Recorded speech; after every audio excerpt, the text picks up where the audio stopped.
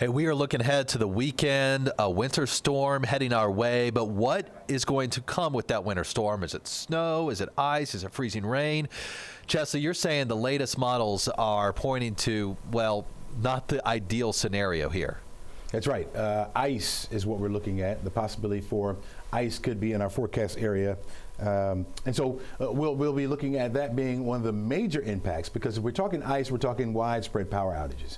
And there's no way around that, right? When you talk about ice or freezing rain, that weighs down power lines, that weighs down the trees, and so they can snap easily and lead to a lot of power outages. And then trying to get out and repair those could be difficult, because trying to get to those places, it's very icy. And so that represents at least the worst case scenario. Now, sleet, not ideal, but it would be better than ice because it would lower the amounts. If you had rain, of course, that would be the best case scenario, was just rain, or even snow. If it was snow, you got traction, looks good out there, want to play in it, that kind of thing, right? Either way, this is pointing to more of a ice event as we get a little bit closer. So we'll be watching that, but all of it is in play because we really don't know exactly where the temperatures will be by the time that precipitation arrives and that colder air starts to work into our area. How far south will that cold air get? That's another question. There's a plethora of questions that we have with this particular system as it comes in, because there's still a lot of uncertainty, because the system is still back off to the west, just moving into the Pacific Southwest. And so that's going to stretch across the country and then make its way over toward us. We're tracking an area of low pressure that's going to come in and will bring the cold weather and the rainfall our way for this particular system. So that's what we're watching for. Those are the questions that we still have with the system, and so we're waiting for that to begin to move in. While we're waiting, though, time is now for us to plan accordingly, right? Get ourselves together. What would we do if the power was out for a number of days? What would we do if we couldn't get out on the roads and get out and about to get something to eat? So we got to make those preparations now, folks. We have the few clouds over us right now. They're high, thin clouds, cirrus clouds, so the sun's shining right through those, and it's allowing us to get that sunshine in. We started out very cold this morning. Temperatures were down into the teens up to the far north. We had 20s everywhere else, and now we're starting to see those 30s as the sun starts to get a little bit higher in the sky. Today will be a perfect day to start those plans. It's going to warm up as we head into the afternoon. Right now, above the freezing mark in places like Atlanta, Covington, down toward Edenton, Thomaston, close to 40 degrees as we speak. And we're going to see the rest of these temperatures begin to warm up as well, as we'll see those highs reach close to where we should be for this time of year, right around 54 degrees for an afternoon high temperature for today.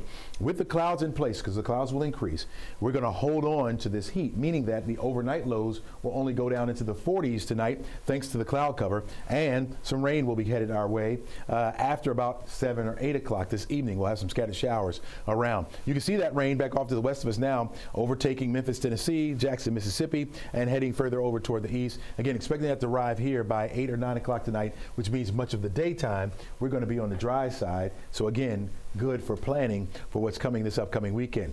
High pressure up to our north. We have an easterly flow coming in. That will start to shift as we head into the afternoon.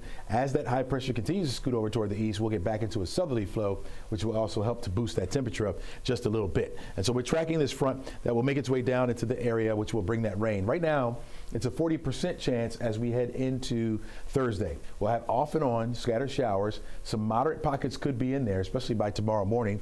30% chance as we head into Friday. We're down to isolated showers off and on as we head through the day. And then that rain chance really starts to pick up as we head into Saturday, Sunday. That's that area of low pressure I was telling you about that's going to bring in that moisture. And where will the cold air be by the time it arrives? That's going to be one of the questions that we'll have the answers for as we get a little bit closer and we fine-tune this particular forecast. All right, here's the forecast track model. You can follow along with me, the timing of this, and this will change. This certainly will change over the next couple of days, especially we're talking 4 days out, 5 days out. It will begin to change. So here it is, Wednesday.